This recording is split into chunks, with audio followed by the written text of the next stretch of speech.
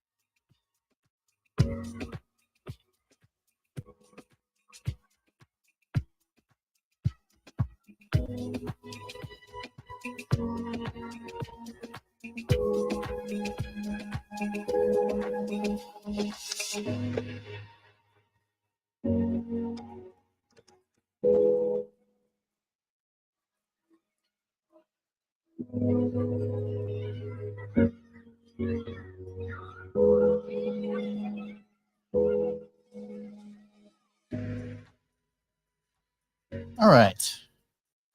I think we got through them all. Yay. Okay, let's see. The only housekeeping we have, I think, would be that the hello, is that the we have definitive information that we will be launching the twin token here at Node Market. See, Node Market.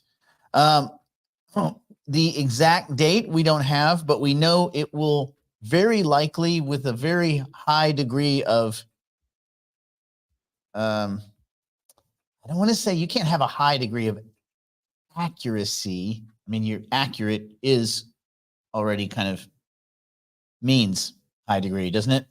You're accurate. I guess you could be very minimally accurate. We do believe it will be in the next 30 days or less. I would say less. I would say less than 30 days. I would say next 21 days, perhaps. So keep that in the back of your mind. Yay. That'll be fun. And we'll have more details about all that stuff as it comes up. High degree of probability, that's probably better. I know people say high degree of accuracy, but to me, accuracy means you're already very close to the target. High degree of surety, no. You can't. High degree of certainty is, well, you're certain. Certainty is, there's only one certainty. Anyway, yes, it's highly likely. High degree of likeliness.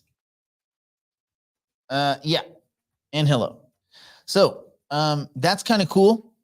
We will get there. We will get all of the rules and the whatnots. Let's see. Chris asks, will the twin token eventually migrate to centralized exchanges? Well, we don't know. I mean, high degree of confidence. Oh, I think that's better.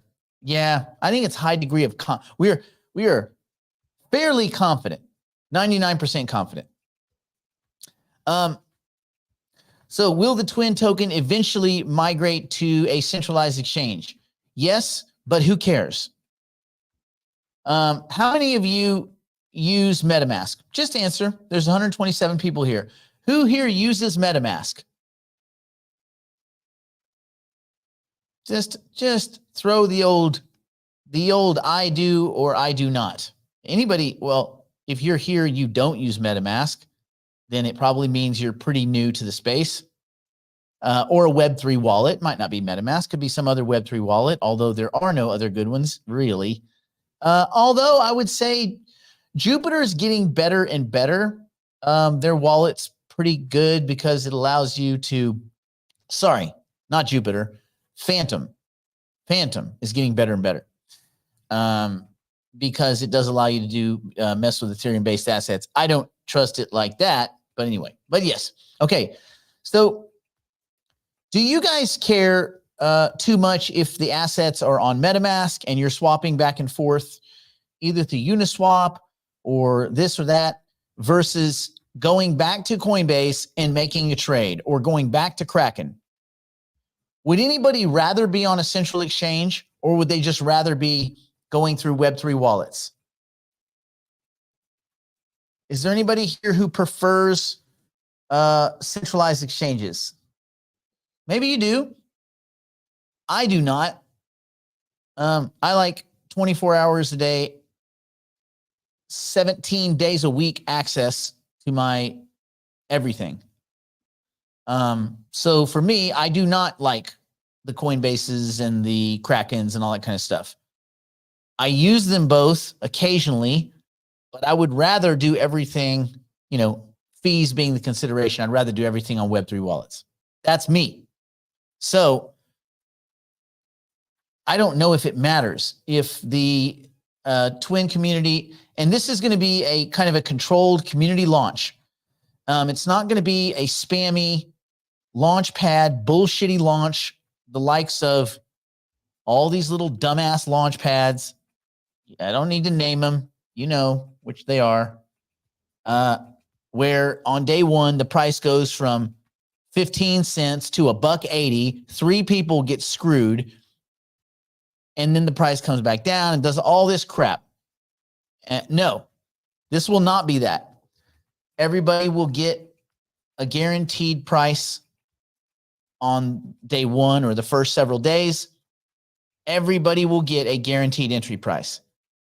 So maybe you get some early people coming and dumping their tokens. It is what it is. I mean, they bought them early. They took the risk. They deserve to be able to dump them. They want to. But for those of us that are getting the tokens to build digital twins, which is pretty cool, what difference does it make? Coinbase or otherwise? Right. So that said, I don't know when. I'm sure it will make its way to centralized exchanges at some point. But for right now, this is Web3 launch. You got a Web3 wallet. You get to participate. You don't have to fight with other people about the price of the token. The token price is going to be fixed in the first few days so that you don't have to worry about fat thumbing it or rushing or getting punished. It's going to be, in my opinion, a lot better launch. It's also better for the companies themselves when they launch because they have more runway. That money should not be, when a token launches, all the money shouldn't be gummed up in spammy dexes and early, be honest, in early investors. It shouldn't be them dumping on you. So we took another step there. The digital private clients, we're locking up all of our tokens. So we're not going to have, usually the way these things work is day one, early investors get a big chunk of their tokens. Not a big chunk, 5-6%, sometimes higher, sometimes 10%, but 4, 5, 6%. The way it was going to work is we were going to all get 6% on day one. And, here's the reality. Those tokens were going to hit the market. Let's be honest, because some people were going to hit the exit. It is what it is. We've locked up all of our tokens for 24 months. So, yeah, we traded it for a little interest, a little nice little interest paying thing. So you may be getting, seeing some orders float on there that are a little bit less. They would come from places like early investors at Singularity DAO and stuff like that, and other spammy ass launch pads, and potentially other early investors that didn't get on board with this. It will not be us though. we, digital private clients, are all locked up. We're locked up. Lock it up. So we are, that's 24 months. You won't see that big spam of tokens. And also locking up will have some cool perks and things like that too for us, like building our twins and all that kind of stuff. So it's going to be fun. I'm certainly not a hater. I think it's going to be cool. Okay. That's the twin news. Yay. All right. Is there any other? Oh, they have some, they do have some cool big announcements of some new people that are building digital twins, some very, socially influential people. So, but that's not for me to say, that's for them to say. Bam. Okay. You've been hacked on MetaMask twice. No, you haven't. No one gets hacked. Let's clear this up. And I know it sucks that you somehow gave someone access to your MetaMask, but you didn't get hacked. There's not the North Korean hackers. What are they called? They gotta have some sketchy name. Lazarus, some old sketchy shit. They're not hacking MetaMask wallets. What they do is they phish. They put malicious links. They pretend to be people. They pretend to be admins. They send you emails that look good enough. And you click a link and you log in and you disclose your private information. Those aren't hacks. Unfortunately, they still suck the same way, but those aren't hacks. So you haven't been hacked twice. You've given away your data twice, or you've logged in, or you've given away your private keys twice. So that sucks. And I feel for you, but that's on you. Hacking is a different animal. Exploiting some vulnerability in the software to find some gateway or backdoor, something like that. That's not what you experienced. It sucks both ways, but if you take your time and you realize that everybody's trying to steal all your stuff all the time, every link is dirty. Don't trust links. I don't even trust Twitter accounts anymore.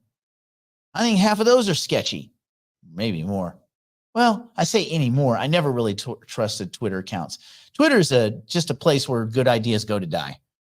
It's a hellhole. For finance, it's stupid. If you're getting your marching orders off Twitter, you're a damn fool. And most of the people on Twitter that are giving financial advice are absolute fools. That's where you can use absolute. With absolute certainty, the people giving financial advice on Twitter are fucking idiots. There. That's the only true statement we've said. That's the first true, 100% true statement. All right. Yeah. So there we go. A little late. Is there a date to launch? James, go watch the early part of the video. No, I won't make you do that. Next three weeks, I presume. There's not a hard date yet because there's some work that needs to be done in the background to set it all up. But I would say in the next 3 to 4 weeks, and I would lean towards the next 3 weeks. So that'd be cool. Might dovetail quite nicely with the Ethereum ETF. Woo woo. Could be fun, right? All right. Let's see. They stole from me on MetaMask. I fell for phishing on an airdrop, but yeah, phishing sucks, man. Listen, whatever job you do for a living, there's a lot of people that all they do for a living is like criminal activity. And they're good. They are as good at it as you are at your job. So you have to stay vigilant. Everybody, everywhere, all the time is trying to steal all your stuff. All the time, everywhere. All the time. Okay. Let's see. What else do we got? Last year, I gave away my private keys and compromised MetaMask. Ugh. Yes. Yeah, that's what it is. It's like I hacked me. We hack ourselves. We do hack ourselves. That's a self-hack. Yeah, don't share your private keys ever. Or give it to me. If you're gonna share your private keys and all that kind of stuff, just send them my way. Just send it in an email. Just send it over to me.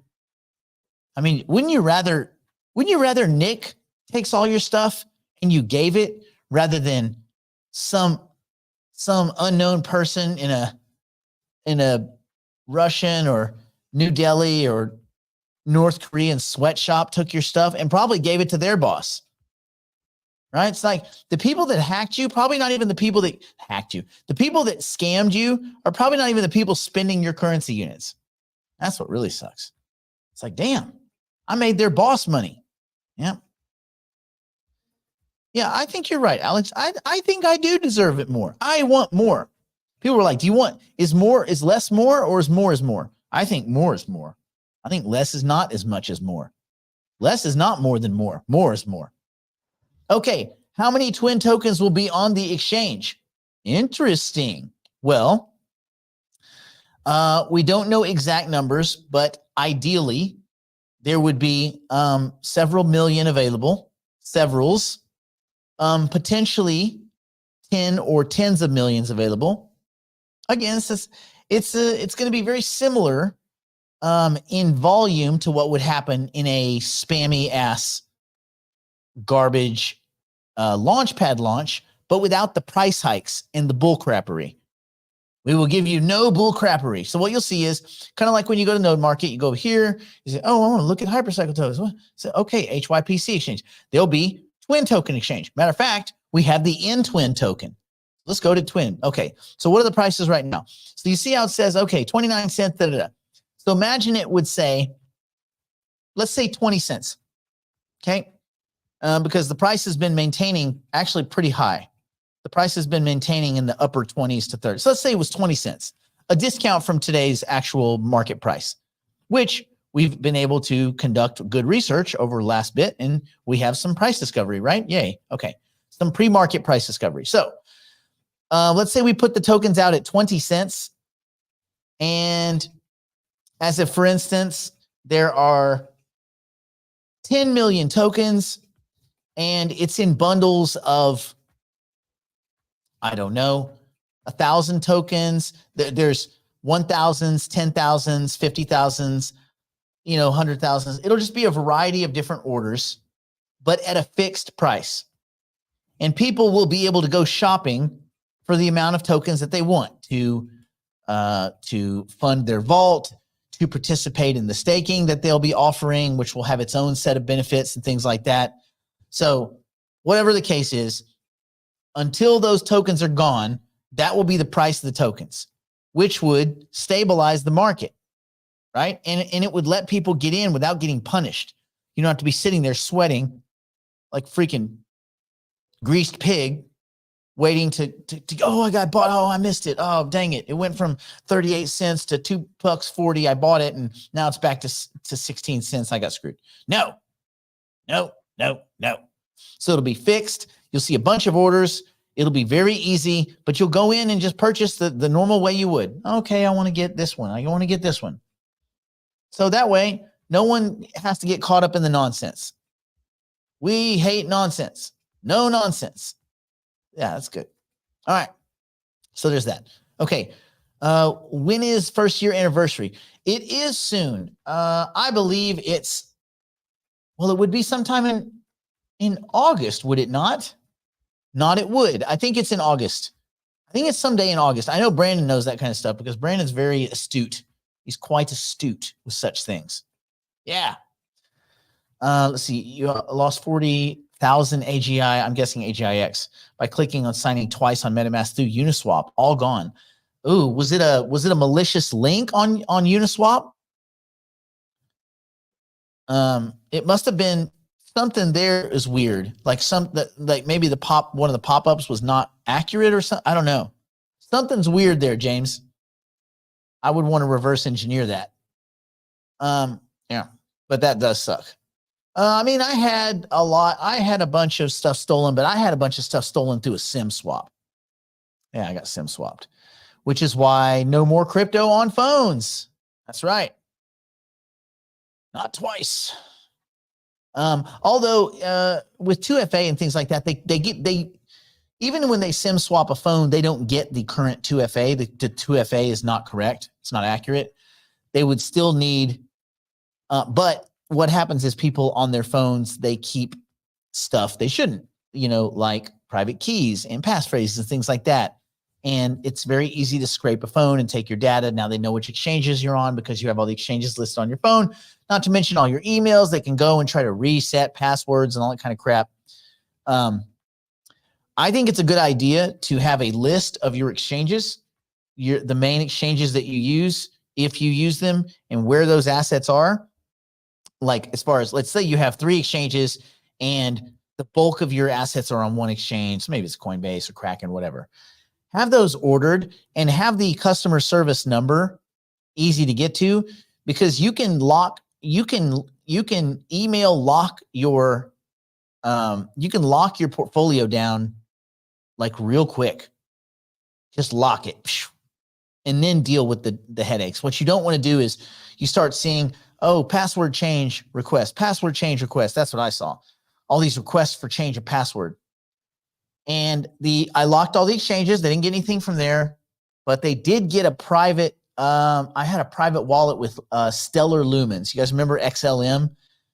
The Jeb McCaleb, the guy that created XRP, created XLM.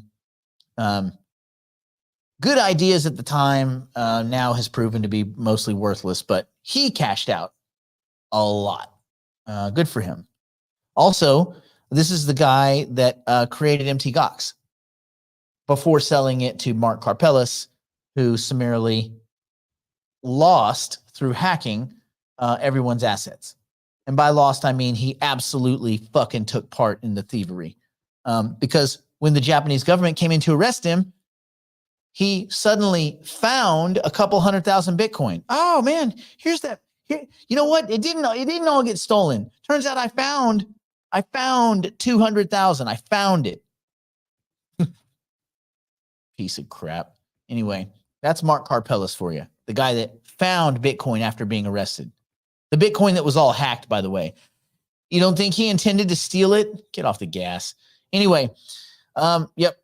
So it can be yucky. Be very careful. But anyway, when I got SIM swapped, Lumens was the only thing that got nuked. And because somewhere in that phone, I had taken a picture of a screen. And I think that's what it was. I didn't save it in my notes, but I had an undeleted picture of my passphrases. And that was enough. And they got it. They got them. That's AT&T for you. Thanks, AT&T. Okay, can create hypershare. Okay, no. Apparently they have some, I don't know if they put a roadblock up or something like that because they're going through some testing. Not necessarily remember. Keep in mind that they're launching their the tilling as a service. And so it may have something to do with that. They may have put a lock down on things until they get it all figured out. Because remember, the tilling as a service takes licenses that don't have tokens and tills for them. However, the hypershare tokens are going to be getting free tilling, and that's an extension through HyperPG. Basically, they're already kind of free tilling these things. And so once you marry your tokens, they're going to continue to till those licenses. And I think it has something to do with that. I think it may be HyperPG saying, okay, wait a minute, let's make sure everybody knows where everybody is and how much this and that, that. I think it's that. But I don't know for sure. But everybody's aware of it and they're working on it. So probably give them a few hours to a day and they'll sort it out. All right. Does anyone know what's going to happen to AGIX token on AGIX staking portal? Well, I think you want to unstake at this point. You should unstake and bridge your tokens over to fetch tokens, which will then here in a few, whenever they get around to it. I don't know when they get around to it. They keep pushing the date around. The fetch token will transition to ASI. Then you make the decision on which protocol you want to keep your fetch tokens are. And I would say Cosmos is the easiest, but who knows? Who knows? We don't know. They'll probably offer some old staking crap over at Singularity DAO, and then you just compare. Does it make more sense to have it on Singularity DAO, or does it, make more sense to have it over on Cosmos, where it's on the Cosmos Station app, that whole ecosystem, which works very lean and efficiently and elegantly? Or do you want the dumpster fire shit show Singularity DAO? Your choice. Your choice. All right. Yeah, I actually don't respond on emails. I just don't respond to emails, even if it's like, oh, you got to click your account right now. I just don't do it. I'll just log back in on my own. Let's see, August 13th. August 13th. How about that? That'll be fun. Maybe we'll have a shindig. We'll have us a shindig of some variety. Okay, let's see. They bought their food. Yep. Okay. 19 minutes late today. Well, that's all right. Because the beauty of internet is you can just go back and watch this show again. Yay. Let's see. Yeah, that's the same way with me. I just don't open email. I just don't do the emails. Yeah, and don't trust that the email looks like it's coming from the right place. Just assume everything's a scam. I even saw one yesterday that was supposedly coming from the right place, but it looks stupid. They're like, get your NFT to get in. And the thing is, like, the NFT had nothing to do. It wasn't even like a computer. It's like imagine a plant nursery saying, get your NFT for more plants. You're like, what? More plants? I don't know, man. That doesn't sound right. So something like that. Anyway, I didn't do it. I had someone try to transfer my phone number to his phone for more than a month. Yeah, I think that's SIMs. Phone number transfer is different. A SIM swap, they actually take your eSIM and swap it by paying someone under the table at AT&T to do it. Usually it's AT&T because that's where the people that work the desk at AT&T are getting paid, $12 an hour, and they're like, someone hands them $500, they give them your whole life. That's it. Here's their whole life. Thanks for the $500. And when you find, I knew the person that did it. I had the records for everything because I had someone else at AT&T do all the, kind of research, and they gave me all this information. They're like, don't give me up. Don't tell them who did it. I said, okay, you're safe, bro. You're safe. So the person that did it on the East Coast in Atlanta, Georgia, at 9:30 at night, Atlanta time, they did not get fired. They got caught doing a felony, and AT&T did not fire them because they didn't want the person to sue them for wrongful termination. After they gave away my private information illegally, sold it, and it resulted in a felony. So a felony that resulted in a felony, apparently at AT&T, is not a fireable offense. Weird, right? Ugh. Dang. Let's see. I hope all you DIs believe we're on our way to become multimillionaire. Well, not everybody. Some people could become billionaires, Howard. I don't know. I don't know when anybody's investing. I do not know. Let's see. Question. Would it be worth sending Hypercycle tokens back to SDAO now that they are paying 6.95% again? Or is compute too close?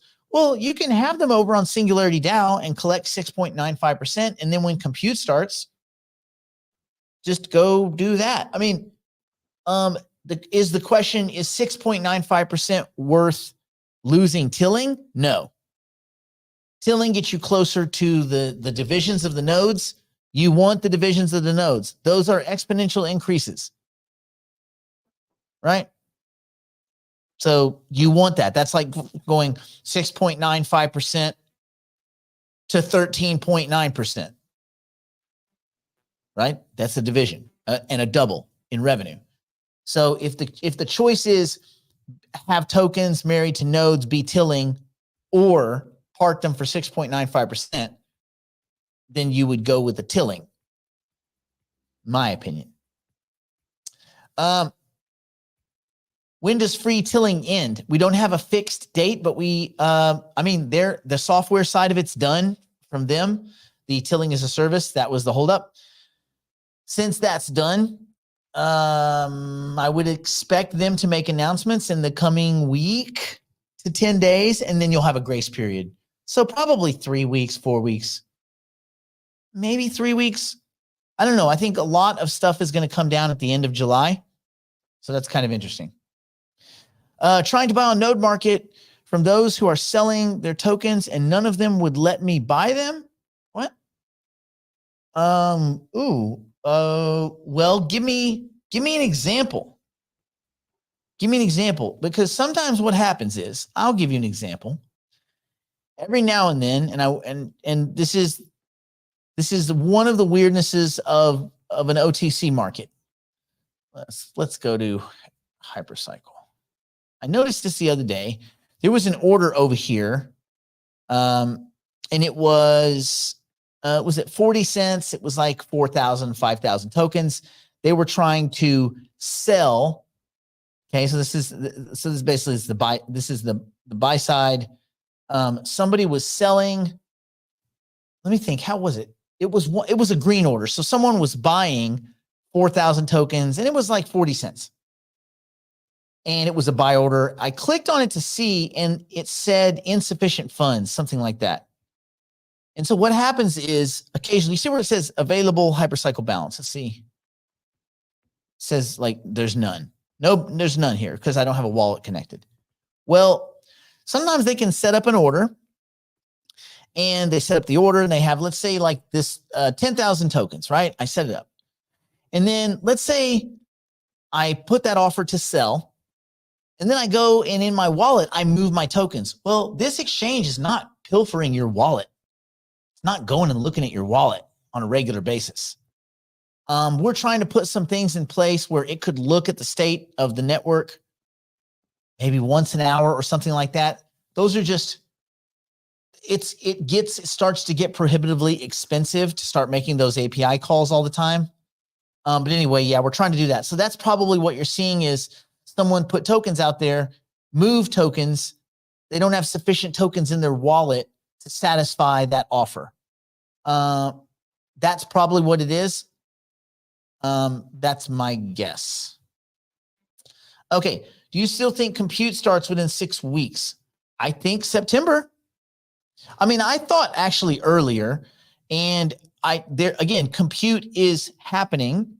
Compute is not rolled out yet. And it's a lot of moving parts, and they are nervous, and they should be, to make sure that they launch right. You don't want like a DAO hack. You don't want to move fast and break shit, which used to be the old crypto thing, move fast and break shit. That's not really the thing anymore. It's move fast enough not to break anything. So just fast enough. Should we continue to hold? I mean, that's a financial advice thing, Francis. I would, if I were you, here's what I would do. If I was looking at holding, I would bridge AGIX to fetch, take fetch, go across their bridge from the Ethereum fetch to the native fetch. And we have videos and all this crap. Go to the native fetch, go stake it over at Cosmos Station. If it was me and I was going to hold, but it's not me. And I do have a pile of fetch that I bridged from AGIX using the little bridge function over at Singularity DAO, which does work just fine.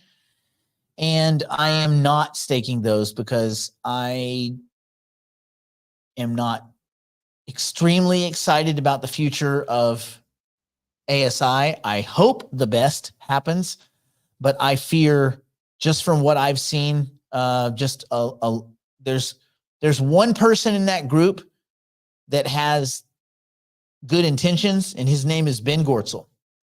And everybody else is a sloppy ass failure. They just are. The guys at Singularity DAO are a sloppy ass failure.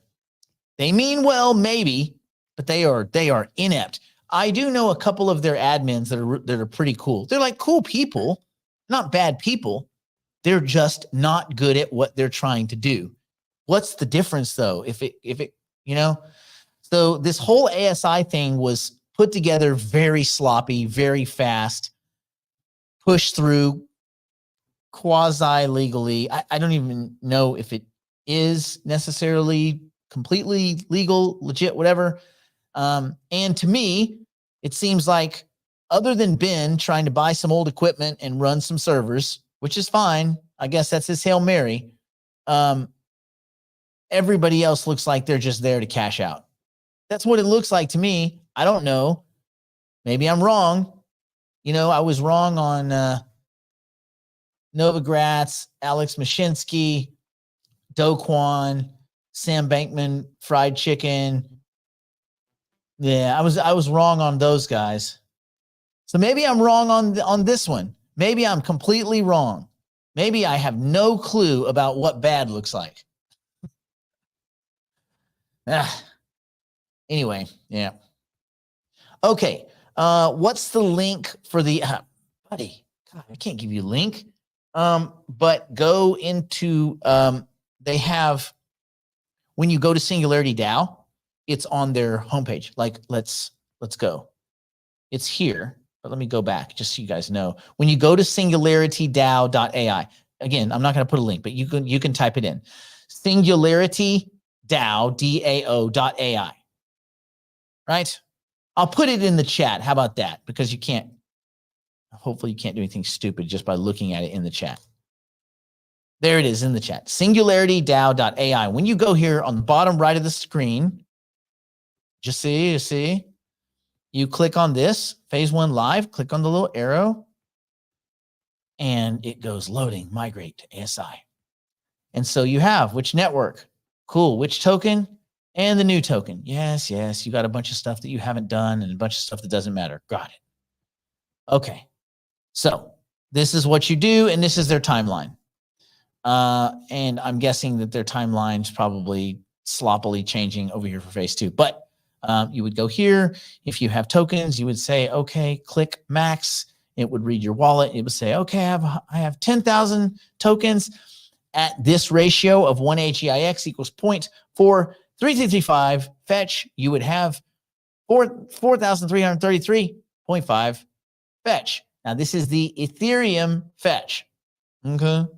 The Ethereum fetch. You boys got that? So then you can't directly go stake at Cosmos Station. You'd have to go across their bridge. There's another bridge. I'm not going to go into all that, but there's another bridge, and you would bridge from the Ethereum fetch to the native. They call it the native. That's the Cosmos fetch. So Ethereum to native. Ethereum to Cosmos. Same thing. Cool? Sweet. We nailed that. Did we not nail that? We nailed the smoke out of it. That's good. All right. Now we need to do some brain stuff. I'll get 1 or 2 more questions, and then we will. 3 days till new net unlock. Good. Okay. Hardware needed to run nodes with Hyper AI box when division occurs. Well, what do you mean hardware? The hardware is the Hyper AI box. That is the hardware. What other hardware? I don't know. A computer to log in? Like that is the hardware. If you have a Hyper AI box, that is the hardware. VPN, all that kind of stuff. No, I wouldn't mess with that. Amazon, I don't know that you need anything else. Unless there's some device that allows you to maintain the appearance of uptime, even like with a power surge. So like some surge protectors, a little bit of a power supply, something like that. Like those kinds of things I think make sense, Jason. But technically you shouldn't need anything. But again, you may want something so that there's not some, catastrophic storm and, you're down for 7 days and whatever. So anyway, something like that. You think you're doomed. You're trying to unstake AGIX from AGIX staking portal, but it keeps showing this connecting your wallet. Try different browsers. Try clearing your cookies. I mean, it's a headache. You got to do it like 5 or 6 times. It probably took me 2 hours straight of unclicking, clearing cookies, I ended up using the Chrome browser to do it, not Brave. Chrome browser, and I had to clear cookies, clear histories, sign in, sign out, sign in 14 times. It's a kick in the nuts. The AGIX staking website's built pretty poorly. But anyway, you don't have to use it ever again once you get out. So thankfully. So yeah, connect your wallet and then like just go through the headaches. Yeah, and it sucks.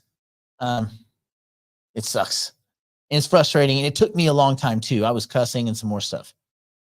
I mean, can you imagine? Can you guys imagine me cursing?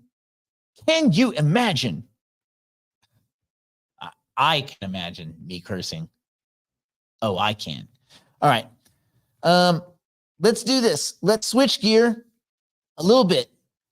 And let's talk about pride versus reason. You say, what kind of kind of crap is he forcing me to learn? Forcing you to learn some good crap. Crap for you. I'm going to give you some crap for your brain. Hello. You're late. Well, You're bad at math, but I'm giving you an A+ in confidence. Just doing what I gotta do. Extra credit. all right. This one I kind of came up with. This was, remember when we talked about winning quietly. We've talked about, do you want to be right or do you want to be rich? I get the feeling this is going to be a very good year, the crypto space. I mean, it's been a pretty good year, depending on where you sit. It's been a pretty good year already, but I think it's going to be a really good year. Yeah, we got the overhang of the Germans. This too shall pass. They will go away, and all they will have left is their late trains and their terrible Wi-Fi and such. But the Germans will no longer be an issue here in about another 25,000 Bitcoin. So see you later. Bye. Didn't really much matter. And German will continue to be a nothing burger on the international front. Then you have the 134,000 and what Bitcoin and Bitcoin Cash. Bitcoin Cash will sell off. I think a lot of people will sell Bitcoin Cash into Bitcoin. That could be interesting. That could be accretive. I don't know how many people will sell their tokens, but I keep getting mixed numbers. I hear that 90% of that Bitcoin's already been sold to hedge funds and private facilities, things like that, many years ago. If that's the case, hardly any of that Bitcoin's going to hit the market.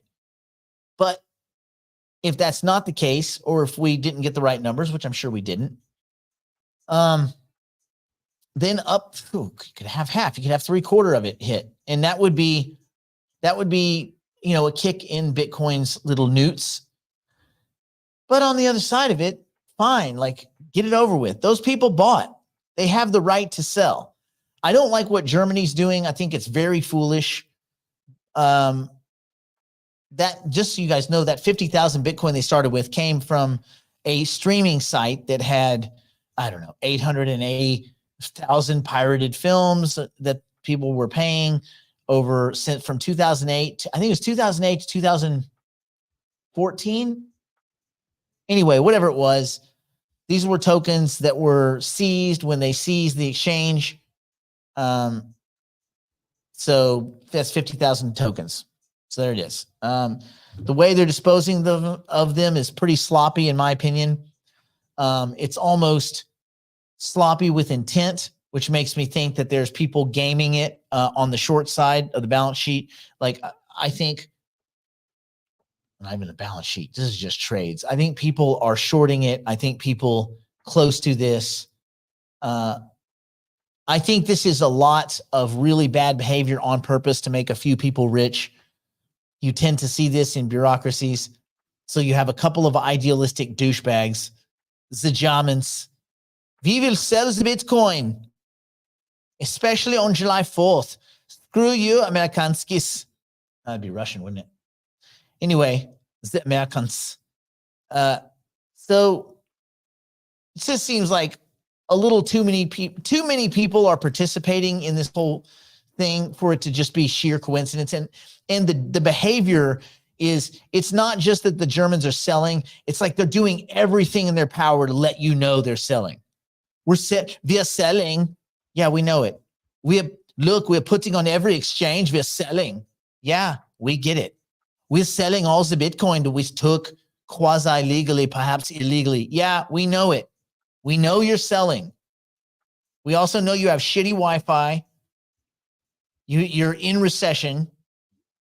You have a bunch of politicians kind of pining to get reelected, and this few $1 billion will make zero fucking difference in the history, past, present, or future of Germany, other than your 13 seconds of fucking fame. This is how Germany, this is their 13th. No one even said the word Germany for the last 40 years, unless they were talking about automotive like stuff. And Germany and crypto has never been, not even in the same sentence. So now you'll be looked at as another douchebag entity. Like, I guess their PR people aren't super hip. So my guess is if they're willing to endure all that, you have a couple of douchebag politicians that are using this to show, look what I did. And the rest of it is some scumbags that are trading with it, that are shorting. There's a variety of ways to short, probably with leverage. And then the Germans are going out there, letting everyone know we are selling, and then they're selling. And then we are selling. We are going to keep selling until you're at zero. And then you'll fuck off and go away, and you will continue to be a non-existent country that no one fucking cares about. Good luck. That was it. They have zero contribution other than just occasionally being a weird place to have shitty Wi-Fi. And good food, though. It's good food, I guess. So they got that. Anyway, that gets into a weird kind of pridefulness. So as we go into these markets, I think, saying Bitcoin is a scam. I don't know how that would be a scam, though. I don't know how it'd be a scam. I mean, what is that? I guess, what does that even mean? Like, Beanie Babies were not a scam. I mean, you still ended up with a Beanie Baby. If you wanted like a cool chew toy, you still had it. NFTs, even though the price of NFTs was stupid, who cares what a couple of idiots pay for some stupid artwork that's worthless? Like, who cares? At the end of the day, they still have the artwork. So, like, I don't know, the scam. A Ponzi scheme is a scam. There's not somebody collecting money on the other side of Bitcoin, like, you know, it's like, so that I've always found that argument silly. That is an argument based on a lack of education and a lack of reason. Ooh, nice. That's pretty good. Anyway, yeah, I love it. And you can be making money hand over fist in the crypto space. And the minute it goes down for 3 days, people are like, hey, you okay? How you doing? Like, I'm fine. Yeah, but are you all right? Yeah, everything's fine. I'm doing fine. I'm up 128,000% in 6 years. How are you doing? Because we're probably talking on a walkie-talkie. Anyway, do not buy a horse. If someone gives you a horse, don't take it. The purchase price is the cheapest part. Yeesh. Yeah, I know horses are cool though. Anyway, all right, so let's talk pride versus reason as we go into what I think is going to be a pretty awesome, maybe even phenomenal bull market. I know people right now are like, oh man, yeah, well, it's the summer. But I know it's right. Here's the way to say it. I've learned the way to say it, and I cheated this from Ben. I'll give Ben Gortzel this. I would just tell people that rather than the truth that they're just not educated, I would say, I think it's more complex than that. That's the science version of bless your heart, right? So I think it's more complex than that, and just leave it and go. It's not going to, there's no way out. Anyway, so as we prepare to kind of move into or embark into what I think is going to be a pretty cool financial journey, we need to talk about a critical but often overlooked aspect of financial decision-making. And this is the role of pride.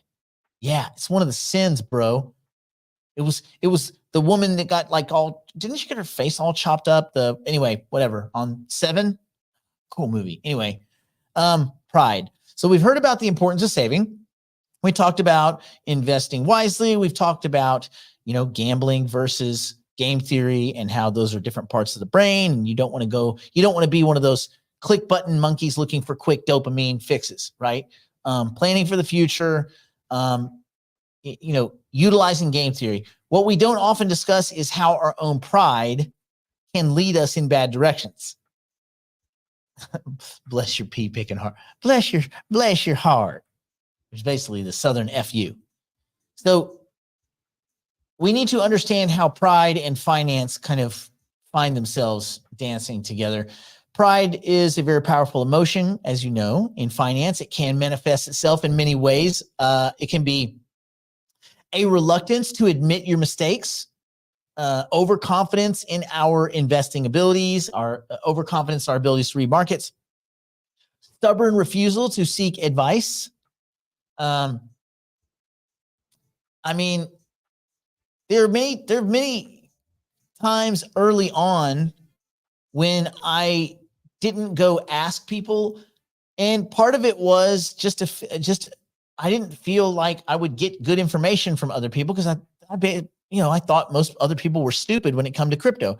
I thought it was more complicated than that, and I thought I was asking people for advice that didn't have any advice to give, so I didn't ask for advice. It wasn't, but yeah, it was very strange. In the very beginning, in the early adopter days, it was very hard to go get advice. You just had to research everything. But then I would tend to just research things where it would kind of agreed with my point of view. I wasn't really, looking. I was kind of echo chambery a little bit in my research, I would say. I was pretty stubborn. And it just took me a while to graduate out of that. Although the better you are at game theory, the more accurate you are with the research that you do, and the quicker you can dial down the noise. So you end up being kind of an echo chamber because the truth being the thing that's echoing. But anyway, neither here nor there. You want to take advice. Matter of fact, I remember a hedge fund guy telling me, hey, you ought to sell your Bitcoin. And the thing is, I didn't take his advice because he didn't know anything about Bitcoin, but he did know things about markets. And if I had listened to his advice, I would have been able to sell Bitcoin around 15,000 and pick it back up at around 3,000. That is, if I could have called the bottom, which no one could. But I could have picked that same Bitcoin back up for 8 or 10,000 without, being too difficult. So there we go. Okay. So where does reason come in and like common sense? So when we talked about this where, what is it? Is it experience? Good decision-making comes from experience. Experience comes from bad decision-making, the kind of the root of wisdom or whatever. So the bedrock of sound financial decision-making is game theory, an understanding of the financial tools you have at your disposal, know what the rules are, know how the people behave, and know what your own foibles or like setbacks are. That's your cognitive biases. Understand that they exist. So common sense tells us to diversify our investments, avoid high-risk ventures, plan for the long term. Like common sense. So when pride takes over, you're like the lottery the guy that wins the lottery. He bought a ticket. He got drunk, bought a ticket after he came home from the bar that he got kicked out of. Probably has a restraining order because he's a creeper. He bought a lottery ticket with money left over from the beer he bought at 7-Eleven, and he won the lottery. And a month later, he's giving financial advice. You see these douchebags all the time on Twitter and especially Instagram and all this kind of stuff. 22-year-old trillionaire. Go bullshit. Common sense. When a voice in your head says, nope, that's stupid. Guess what? Nope, it's stupid. Right? So when pride takes over, these sensible principles of game theory, understanding our cognitive biases, understanding financial tools, and understanding which of our wins were because of our own behavior and which of our wins were because of just random ass luck, right? Sensibility tends to get ignored when pride takes over. So someone might put all their money into a single stock. I know someone who is 100% Google right now. It's a big AI bet. I think that is a not good decision. I think it's more complex than that. And I just let him go with it because he's excited about it. And who am I to say otherwise? And you'll often get this thing like, trust me, I know, I feel it. It's going to be the next big thing, or this is going to be the one. And those kinds of things usually turn out to be financial ruin when they don't pan out. We don't know with certainty anything, right? We try to, well, certainty with a surety, we don't know anything. We believe things based on the stacking of evidence that we weigh to be important. There's evidence for everything all over the spectrum. You kind of pilfer through the things that you think are decent evidence. You stack that evidence to make a compelling case, and you make a trade or an investment based on that. You express your thesis in a trade or in an investment. And then when it doesn't work out, if that's all you got and it blows up, now all you got is zero, which that's not good. Zero is bad unless you're tacking on a zero, right? Yeah, probabilities. Well put. Probabilities. So this is where game theory hopefully comes into play. Game theory, as we know, is the study of, it's SIPG, right? So the strategic interdependencies or interactions between players in a game. It's the study of strategic decision-making, and it provides pretty valuable insights into how we should approach our finances, our financial decisions, well, basic life decisions, concepts like Nash equilibrium and cooperation versus competition, competitive games, non-competitive games, zero-sum games, all these different kinds of games and best strategies. This is all encapsulated in the study of game theory. So you study game theory and all of your decisions become on the aggregate better. And so when you just make better net decisions, that's obviously going to bleed into your financial life too. This is why game theory is like a fundamental core. It's a core thing that everyone should study.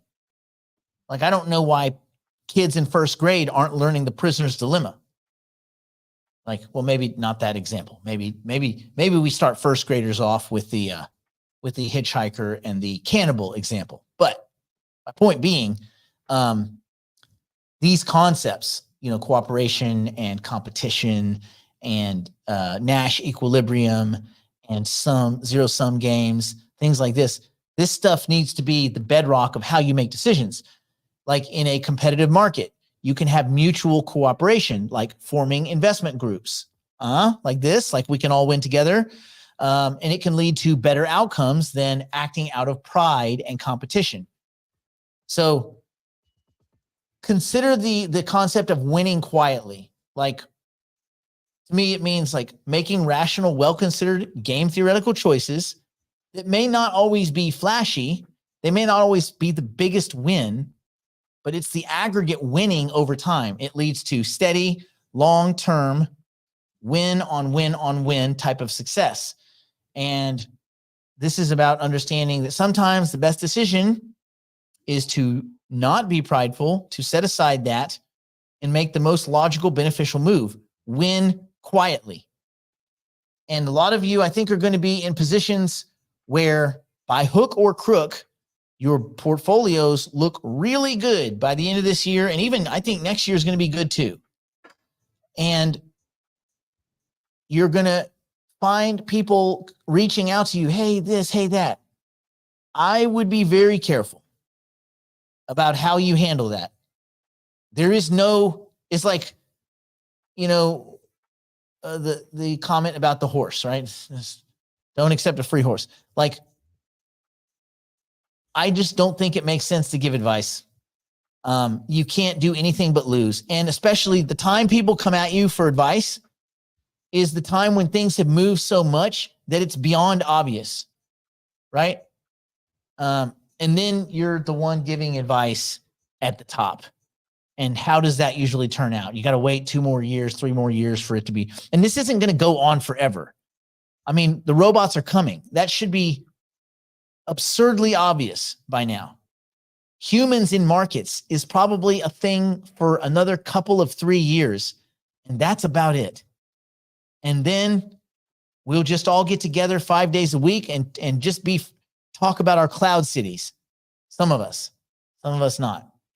But I would just urge you, win quietly, be careful. And yeah, I think maybe 3 years is too much. I don't know. Maybe it is. Maybe it's 18 months. Maybe it's less. I mean, things are moving so damn fast in AI. Yeesh. Well, I mean, already most of the people in markets are stupid. And no, I didn't say it 18 months ago, Barry. You didn't even know me 18 months ago. So quit it. Quit it. All right. On that note, I would say stay in school. Don't do drugs. Don't do anything my poor, insolvent, drunk, strung out on meth, grifter ass grandmother wouldn't do, which is very little. Brandon, I'm guessing it's warm over there. He's probably tank topping it. That's my guess. Me, I'm fancy. I got a shirt on. I got a shirt with sleeves. I got a collar. I got buttons. I'm a fancy mofo.